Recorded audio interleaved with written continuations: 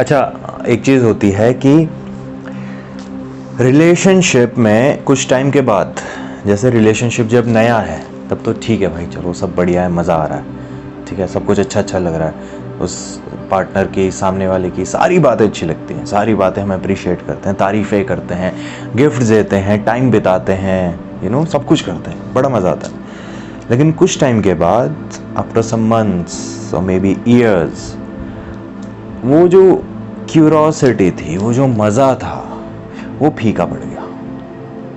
ठीक है, और जब वो चीज़ें फीकी पड़ती हैं तो हमारे माइंड में एक क्वेश्चन आता है, या कई बार होता है कि रिलेशनशिप के स्टार्टिंग में भी ये जो क्वेश्चन है ना, ये बहुत कॉमन क्वेश्चन है। हर रिलेशनशिप में क्वेश्चन आता है, दोनों में से किसी एक के माइंड में आता है, कभी कभार दोनों के माइंड में आता है। ठीक है, तो वो क्वेश्चन होता है कि करियर, जिसमें पैसा और career and growth everything is included, और दूसरी तरफ आती है रिलेशनशिप। इन दोनों में से क्या चूज करें? करियर चूज करेंगे तो रिलेशनशिप फीकी पड़ रही है, रिलेशनशिप चूज करेंगे तो करियर फीका पड़ रहा है, और दोनों को अगर साथ में लेके जा रहे हैं तो हम परेशान हो रहे हैं भाई, हमारा दिमाग फट रहा है, स्ट्रेस में आ रहा है ना, फ्रस्ट्रेशन हो रही है, उसके बाद फिर एडिक्शन स्टार्ट हो रहे हैं, सिगरेट्स चालू हो रही हैं, अलग अलग चीज़ें लोगों की लाइफ में होती हैं। तो इसका सल्यूशन क्या है, हम क्या चूज़ करें, और अगर हमको दोनों को साथ में लेके जाना है तो कैसे लेके जाएंगे? ठीक है, उस बारे में बात करते हैं। So let's begin. देखो, एक चीज़ होती है जिसको बोलते हैं प्रायोरिटी। ठीक है, हर इंसान की अलग प्रायोरिटीज़ होती हैं, हर इंसान की लाइफ अलग होती है, हर इंसान की थिंकिंग अलग होती है। तो ये हमको खुद डिसाइड करना पड़ता है कि हमें किस चीज़ को प्रायोरिटी बनानी है, किस चीज़ को प्रायोरिटी नहीं बनानी, किस चीज़ को ज़्यादा प्रायोरिटी देनी है, किस चीज़ को कम प्रायोरिटी देनी है, वो हमारे ऊपर डिपेंड होता है। ठीक है, तो कुछ लोगों के लिए रिलेशनशिप टॉप मोस्ट प्रायोरिटी में आता है, और कुछ लोगों के लिए उनका करियर, उनकी फैमिली, पैसा, ये चीज़ें टॉप प्रायोरिटीज़ में आती हैं। ठीक है, और वैसे मैं इस टॉपिक को आगे बढ़ाने से पहले ना, मैं एक छोटी सी बात आपको बोलना चाहता हूँ कि ये टॉपिक समझ रहे हो ना अगर, तो इस टॉपिक को समझने से पहले एक चीज़ समझ लेना कि मैं यहाँ पर रिलेशनशिप की बात कर रहा हूँ, मैं यहाँ पर लव की बात नहीं कर रहा हूँ। ठीक है, दोनों में डिफरेंस होता है, लव अलग चीज़ होती है, रिलेशनशिप अलग चीज़ होती है। ठीक है, लव अनकंडीशनल होता है, लव एक हैप्पीनेस लाता है, लव आपकी ग्रोथ लाता है। ठीक है, बट रिलेशनशिप जो होता है, रिलेशनशिप एक कंडीशन पे बनती है। कंडीशंस कैसी होती हैं? कंडीशंस हो सकती हैं कि रिस्पेक्ट, सबसे बड़ी कंडीशन, हमें किसी और कंडीशन की ज़रूरत ही नहीं, एक कंडीशन भी लग गई तो समझ लो इट्स नॉट अ लव। ठीक है, love is a different thing. Love बहुत बड़ा टॉपिक है, लव पे मैं 1000 वीडियो भी बनाऊंगा तो वो भी कम है। Love is a space, relationship is just a part of that love, but it's not love. So इस चीज़ को ध्यान में रखना ये वीडियो देखते वक्त, कि मैं इस वीडियो में रिलेशनशिप की बात कर रहा हूँ पर्टिकुलर, ठीक है, लव की बात नहीं कर रहा हूँ। So continue. तो क्या होता है कि हम समझ नहीं पाते कि हमें प्रायोरिटी बनाना किसे चाहिए, बिकॉज अभी like we as a youngsters, हम बहुत ज़्यादा पैशनेट होते हैं हर चीज़ों के लिए, है ना। हम अगर कुछ काम कर रहे हैं तो हम उस काम के लिए भी पैशनेट हैं, और अब अगर हम किसी के साथ रिलेशनशिप में हैं तो हम उस पार्टनर के लिए भी बहुत ज़्यादा पैशनेट हैं, है ना। वी एज अ यंगस्टर्स जो अपने लेट 20s में हैं, 30s में हैं, है ना, बहुत ज़्यादा पैशनेट होते हैं चीज़ों को लेके। तो वहाँ पर हम लोगों को समझ नहीं आता कि हम अपना करियर चूज़ करें, या अपना रिलेशनशिप पहले चूज़ करें, या अपनी फैमिली पहले चूज़ करें, अपने फ्रेंड्स पहले चूज़ करें। तो इसका एक सिंपल सा तरीका है, क्या चूज़ करना है वो मैं आपको बताता हूँ। ठीक है, सबसे पहले तो आप ये चीज़ जान लो कि फैमिली जो होती है ना, ठीक है, आपके माइंड में ये क्वेश्चन आना ही नहीं चाहिए कि फैमिली को चूज़ करूँ या ना करूँ। ठीक है, फैमिली तो प्रायोरिटी, सबसे पहली प्रायोरिटी होनी चाहिए इंसान की, doesn't matter if it's a boy और अ गर्ल। ठीक है, अब रिलेशनशिप में हो या नहीं हो, फर्क नहीं पड़ता, फैमिली सबसे पहली प्रायोरिटी होती है। ठीक है, बिकॉज आपको ये चीज़ समझनी पड़ेगी कि आपकी जो फैमिली है, ठीक है, आप जब से पैदा हुए हो तो वो फैमिली आपको तब से जानती है, ठीक है। आपका उठना, आपका गिरना, आपका बैठना, आपका चिल्लाना, आपका रोना, आपका हंसना, आपकी फ्रस्ट्रेशन, इरिटेशन, आपकी फैमिली ने सब देखा है, ठीक है। लेकिन आपका जो पार्टनर है उसको ज्यादा से ज्यादा कितना टाइम हुआ होगा आपके साथ? अगर वो इंसान आपके साथ बचपन से भी होगा ना, जब भी उसको उतना नहीं पता आपके बारे में जितना आपकी फैमिली जानती है, ठीक है। अगर वो इंसान बचपन से आपके साथ है, ठीक है, आप दोनों साथ में बड़े हुए हो और आप दोनों इस वक्त रिलेशनशिप में हो, जब भी उसको आपके बारे में ज़्यादा आइडिया नहीं है, आप किस मोमेंट पे क्या फील करोगे पर्सनल लाइफ में, एक इंटीमेट मोमेंट्स होते हैं इंसान के खुद के साथ, जो इंसान अपने साथ बिताता है। वो कुछ टाइम होता है, कुछ लिमिटेड पीरियड होता है 24 घंटे में, कुछ मिनट्स होते हैं। वो मिनट्स वो इंसान अपने साथ इंटीमेट होता है, अपने साथ एक एक जोन बनाता है, अपने साथ एक मूवमेंट बनाता है। तो उस मोमेंट में आप क्या रिएक्ट करते हो, आप क्या सोचते हो, वो उस पार्टनर को नहीं पता, लेकिन आपकी फैमिली जानती है। तो सबसे पहली चीज़ तो यही हो गई कि अपनी फैमिली को अपनी प्रायोरिटी सबसे पहले बनाओ, ठीक है। तो फैमिली का तो हो गया क्लियर। अब बात करते हैं कि एक तरफ आपका करियर, पैसा, वो सब है, और एक तरफ है आपकी रिलेशनशिप। अब इन दोनों में क्या चूज करना है, ठीक है, उसकी बात करते हैं। तो ये डिपेंड करता है कि आपकी मेंटालिटी क्या है, ठीक है। अब देखो क्या होता है कि लोगों के माइंड में कंफ्यूजन होती है कि क्या चूज करें। अगर दोनों चूज किया तो दोनों को मैनेज कैसे करना है, ठीक है। दोनों को मैनेज करना पॉसिबल नहीं है। मैं आपको बताता हूँ, दुनिया में ऐसे भी लोग हैं, ऐसे भी कई सारे लोग हैं जो अपना करियर और अपनी रिलेशनशिप दोनों को साथ लेके चलते हैं, ठीक है। ऐसे भी कई लोग हैं इस दुनिया में। तो ये इम्पॉसिबल चीज़ तो नहीं है, ठीक है। उसको इम्प्लीमेंट कैसे करना है वो मुश्किल होता है, उसको उसकी हैबिट डालना मुश्किल है, वो इम्प्लीमेंट करना थोड़ा मुश्किल होता है, बट इम्पॉसिबल नहीं है। तो ये करेंगे कैसे? ओके, तो देखो, अगर मैं बात करूं कि आप करियर चूज करो या अपना रिलेशनशिप पहले चूज करो, ठीक है। चूज एज इन मतलब मैं बात कर रहा हूं यहाँ प्रायोरिटी की, कि आप रिलेशनशिप से पहले करियर रखोगे या करियर से पहले रिलेशनशिप रखोगे अपनी प्रायोरिटी लिस्ट में, ठीक है। तो ये कैसे डिसाइड करोगे कि पहले क्या रखें? ये डिपेंड करता है आपकी मेंटालिटी पे, आपकी सोच पे, कि आप किस चीज के लिए कितना ज्यादा पैशनेट हो, ठीक है। और आने वाले अगले 5 साल का एक टारगेट बनाओ, एक पेन पेपर लो, बैठो और एक टारगेट सेट करो आने वाले अगले 5 साल तक, ठीक है। कि आने वाले अगले 5 साल में ये रिलेशनशिप आपको क्या देगा, ठीक है। और आपका जो करियर है, जिस चीज के लिए आप भाग रहे हो, it's a business, maybe you're entrepreneur, maybe you're a college student, maybe you want a job, जो भी है। तो आने वाले अगले 5 साल तक वो जॉब, वो करियर आपको क्या देगा, ठीक है। ऐसे हर साल का एक टारगेट सेट करो कि इस साल में ये होगा इस रिलेशनशिप में और इस जॉब में, अगले साल ये होगा इस रिलेशनशिप इस जॉब में, उसके अगले साल क्या होगा। ऐसे 5 साल का टारगेट सेट करो, ठीक है। सबसे पहला काम तो ये कर लिया।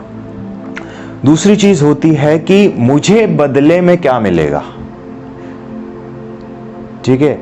अगर मैं, जैसे हमने पहले क्या किया, हमने पहले किया कि अगले 5 साल में कैसे होगा, क्या होगा, इस रिलेशनशिप का क्या होगा और इस जॉब का क्या होगा, है ना। अब हम दूसरी चीज करेंगे कि आने वाले अगले 5 साल के लिए हमें रिटर्न में क्या मिलेगा, हमें उस रिलेशनशिप से क्या मिलेगा या उस करियर से हमें क्या मिलेगा, ठीक है। हमारा क्या प्रॉफिट होगा आने वाले अगले 5 साल के लिए। हमें ये दोनों चीजें पेपर पे लिखनी है, ठीक है। उसके बाद अपना दिमाग लगाना है कि मेरा सबसे ज्यादा फायदा किस में हो रहा है। और एक चीज हमेशा ध्यान रखना, अपने आप से ऑनेस्ट रहना, ठीक है। आप लिस्ट बना रहे हो, किसी को नहीं पता चलेगा आप क्या लिख रहे हो, ठीक है। मुझे भी नहीं पता चलेगा, आपकी फैमिली को भी नहीं पता चलेगा, आपके पार्टनर को भी नहीं पता चलेगा। आप क्या लिख रहे हो सिर्फ आप जानते हो। तो ये लिस्ट बनाते हुए और डिसीजन लेते हुए अपने साथ आपको ऑनेस्ट रहना है। आपको अपने साथ ये चीज़ सोच के रहनी है कि मैं जो लिख रहा हूँ वो एक्चुअल में होगा, ठीक है। मैं जहाँ तक सोच पा रहा हूँ या सोच पा रही हूँ, या मेरी जो इस वक्त थिंकिंग है, मेरा जो थॉट प्रोसेस है, उस हिसाब से मुझे ये लग रहा है, तो मैं अपने आप से अपने इमोशंस के साथ, अपने माइंड्स के साथ ऑनेस्ट हूँ, ठीक है। उसके बाद जब आप लिख लोगे तो ऑनेस्टली डिसीजन लो, ऑनेस्टली सोचो कि आपका फ़ायदा सबसे ज़्यादा किस चीज़ में हो रहा है। Because like I am saying, video के स्टार्टिंग में भी मैंने बोला था कि कन्फ्यूजन मत क्रिएट करना यहाँ पे कि मैं लव में फ़ायदा ढूंढ रहा हूँ। मैं यहाँ लव की बात ही नहीं कर रहा, मैं यहाँ रिलेशनशिप की बात कर रहा हूँ। दोनों अलग चीज़ें हैं, ठीक है। लव में हम फ़ायदा नहीं ढूंढते, लव में हम फ़ायदा नुकसान नहीं देखते, ठीक है। Because love is all about happiness. हम जहाँ खुश हैं वहाँ हमें फ़ायदे नुकसान के बारे में ज़रा सी भी कोई थॉट ही नहीं आता है कि फ़ायदा नुकसान देखें। बिकॉज लव है तो हैप्पीनेस है। तो मैं यहाँ रिलेशनशिप की बात कर रहा हूँ, तो कंफ्यूज मत होना, ठीक है। तो आप देख लो दोनों में कि आपको सबसे ज़्यादा फ़ायदा किस चीज़ में हो रहा है। अगर आपने ऐसा डिसीजन लिया कि आपका फ़ायदा रिलेशनशिप में ज़्यादा है, तो आपको सोल्यूशन मिल गया ना, आपको जो चाहिए था वो मिल गया, फिर तो कोई दिक्कत ही नहीं है ना। अब मैं ये नहीं बोलूँगा कि आपने रिलेशनशिप चुना तो आपने कुछ गलत किया, दैट्स फाइन, दैट्स फाइन। आपकी प्रायोरिटीज़ है ना, आपकी लाइफ है, आपकी रिलेशनशिप है, आपकी थिंकिंग, किसी और के कुछ कहने से कोई फ़र्क नहीं पड़ता, ठीक है। अगर आपके लिए आपके रिलेशनशिप आपके करियर से पहले आता है तो that's fine, that's not a crime, ठीक है, इट्स ओके। बट अगर आपको आया है कि आपके करियर में आपको ज़्यादा फ़ायदा मिल रहा है, but you don't want to lose this relationship also, ठीक है। आपने लिस्ट बनाई, आपने डिसीजन लिया सोच समझ के। डिसीजन क्या है, आपको फ़ायदा क्या किस चीज़ में मिल रहा है कि आपको करियर में ज़्यादा फ़ायदा मिल रहा है, रिलेशनशिप में उतना नहीं मिल रहा है। लेकिन आप उस रिलेशनशिप को भी खोना नहीं चाहते, ठीक है। वो रिलेशनशिप भी आपके लिए इम्पॉर्टेंट है। तो वहाँ क्या करेंगे, वहाँ एक सिंपल सा एक सोल्यूशन देता हूँ, ठीक है। ज़्यादा कॉम्प्लिकेटेड नहीं करेंगे इस सोल्यूशन को, बहुत सिंपल एक सोल्यूशन है, ठीक है। ध्यान से सुनना और ध्यान से इम्प्लीमेंट करना इस चीज़ को, ठीक है। ऐसे हवा में इम्प्लीमेंट मत करना, उसको ध्यान से इम्प्लीमेंट करना। सोल्यूशन क्या है कि उससे फ़र्क नहीं पड़ता कि आप उस इंसान से प्यार करते हो या नहीं करते हो, ठीक है। अगर आपने ये डिसीजन लिया है, अगर आपको ये चीज़ रियलाइज़ हो चुकी है कि आपका करियर आपके रिलेशनशिप से ज़्यादा इम्पॉर्टेंट है, बट आपको रिलेशनशिप भी बचानी है, तो उससे कोई फ़र्क नहीं पड़ता आप उससे प्यार करते हो या नहीं करते हो, ठीक है। Because it's all about relationship है। तो आप क्या कर सकते हो, आप सामने वाले से बात करके, म्यूचुअली डिसाइड करके, अकेले मत करना, सामने वाले से, अपने पार्टनर से ये चीज़ डिसाइड करो, डिस्कस करो, और उसके बाद एटलीस्ट, ठीक है, max to max at least 1 week और मैक्स टू मैक्स 2 वीक्स का ब्रेक लो। Break as in small breakup, ठीक है। उन 2 हफ्तों में आप एक तरीके से समझ लो कि आपका कोई रिलेशनशिप है ही नहीं, ना एग्जिस्ट करता था कभी, ठीक है। आप सिंगल थे, आप अभी भी सिंगल हो 2 हफ्ते के लिए, फॉर 14-15 डेज मैक्स, ठीक है। उससे ज़्यादा भी नहीं, उससे कम भी नहीं। ज़्यादा करोगे तो आपके रिलेशनशिप पे एक दाग आ सकता है, दाग एज इन एक ब्लैक स्पॉट, और जो आपके रिलेशनशिप को वर्स कर सकता है, ठीक है। और ये करना है तो आप दोनों को म्यूचुअली डिसाइड करके करना है, ठीक है। आपको अपने पार्टनर से बात करनी है, अकेले मत करना। अगर अकेले किया तो भाई साहब ये जो शॉर्ट ब्रेकअप है ना, ये परमानेंट ब्रेकअप बन जाएगा, लॉन्ग ब्रेकअप जाएगा फिर सालों तक, ठीक है। तो वो नहीं करना है, आपको डिस्कस करना है अपने पार्टनर के साथ। जब आपका पार्टनर बोले कि चलो ठीक है, let's give it a try, उसके बाद आपको 2 हफ्ते के लिए अलग होना है, स्पेस देना है अपने आप को भी, सामने वाले को भी। और इन 2 हफ्तों में आपको सोचना है, ठीक है। आप अपने करियर की तरफ तो कर ही रहे हो ना, बिकॉज आपकी प्रायोरिटी तो बन गई करियर। तो अभी आपको अपने रिलेशनशिप के बारे में सोचना है। उन 2 हफ्तों में आपको टाइम निकालना है और ये चीज़ सोचनी है कि रिलेशनशिप कि मैंने प्रायोरिटी क्यों नहीं चुनी। ठीक है, आपने नहीं चुनी, दैट्स फाइन, वो भी कोई क्राइम नहीं है। ठीक है, बट आपको ये सोचना है कि कौन कौन सी चीजें हैं जो मेरे रिलेशनशिप में कम है, जो कमियां हैं, जिन चीजों पे मुझे वर्क करना है, या मेरे पार्टनर को वर्क करना है, या हम दोनों को वर्क करना है, वो चीजें आपको सोचनी है। इन 2 हफ्तों में आपको अपना रिलेशनशिप मेंटली, ठीक है, इमेजिनरी लेवल पे आपको परफेक्ट बनाना है, इमेजिनरी लेवल पे। ठीक है, एंड आफ्टर 2 वीक्स, जब ये 14-15 दिन खत्म हो गए ना, तब आपको ये चीज रियलाइज होगी कि इन 2 हफ्तों में आपने कितना कुछ कर लिया। इन 2 हफ्तों में आपने अपना रिलेशनशिप भी ग्रो करवा दिया और आपने अपना करियर को तो ग्रो किया ही। कितने दिनों में? सिर्फ 15 डेज। और मेरी बात मानो, 15 दिन बहुत होते हैं। ठीक है, एक करियर को भी ग्रो होने में 15 दिन बहुत होते हैं। तो आप इस तरीके से सोचो कि जब आपने ये 2 वीक सेशन स्टार्ट किया, ठीक है, तब आपका करियर ऐसा था। लेकिन अभी आपका करियर हर दिन ग्रो हो रहा है ना, थोड़ा थोड़ा ग्रो हो रहा है ना, तो 15 दिन में सोचो यहां से इतना तो पहुंच ही जाएगा। और अब जहां तक बात है रिलेशनशिप की, तो इमेजिनरी लेवल पे आपने अपना रिलेशनशिप भी तो ग्रो करवाया ना। और अगर जो चीज आपने इमेजिन कर ली, जो चीज आपने विजुअलाइज कर ली, वो चीज आप रियल लाइफ में भी करने वाले हो, डेफिनेटली करोगे। आप नहीं चाहोगे जब भी वो चीज ऑटोमेटिकली हो जाएगी, है ना। जब आप ये चीज जो आपने विजुअलाइज किया था कि मुझे अपने रिलेशनशिप में ऐसी चीजें चेंज करनी है, मुझे अपने पार्टनर से ऐसी बातें करनी है, तो आपने वो चीज विजुअलाइज की पूरे 2 हफ्ते, तो वो चीज आप नहीं भी चाहोगे ना, जब भी आपकी बॉडी ऑटोमेटिकली वो चीज आपके रिलेशनशिप में कर देगी। तो इसका क्या फायदा हुआ? इसका आपका रिलेशनशिप भी ग्रो हुआ और आपका करियर भी साथ में ग्रो हुआ।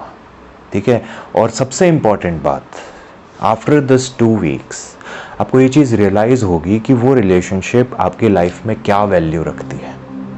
ठीक है, अभी तक हमने बात की थी यहाँ से यहाँ की, अब बात करते हैं थोड़ा यहाँ की। ठीक है, इन 2 हफ्ते बाद आपको ये चीज़ रियलाइज होगी कि वो रिलेशनशिप आपकी लाइफ में, आपके माइंड पे, आपकी सराउंडिंग्स में वो रिलेशनशिप क्या वैल्यू रखती है। आपने अपने पार्टनर को उन 2 हफ्तों में मिस किया या नहीं किया? किया तो कितना किया, और नहीं किया तो भाई साहब फिर तो ये रिलेशनशिप है ही नहीं।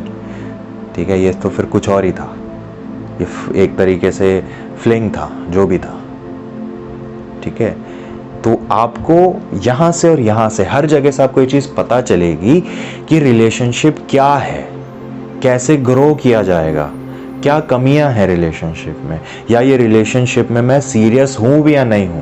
बिकॉज देखो क्या होता है ना, वी एज अ ह्यूमन, हम जिद को, कई बार होता है कि हमारी जिद होती है कि मुझे इस इंसान के साथ तो रहना ही है, मैं सबको गलत प्रूफ करूंगा, जो मेरे अगेंस्ट हैं, मेरे दोस्त हैं, मेरे फैमिली वाले हैं जो मेरे को बोल रहे हैं कि वो इंसान तेरे लायक नहीं है, मैं फिर भी मैं सबको गलत प्रूफ करूंगा, मैं उस इंसान के साथ रहूंगा ही रहूंगा। वो क्या है?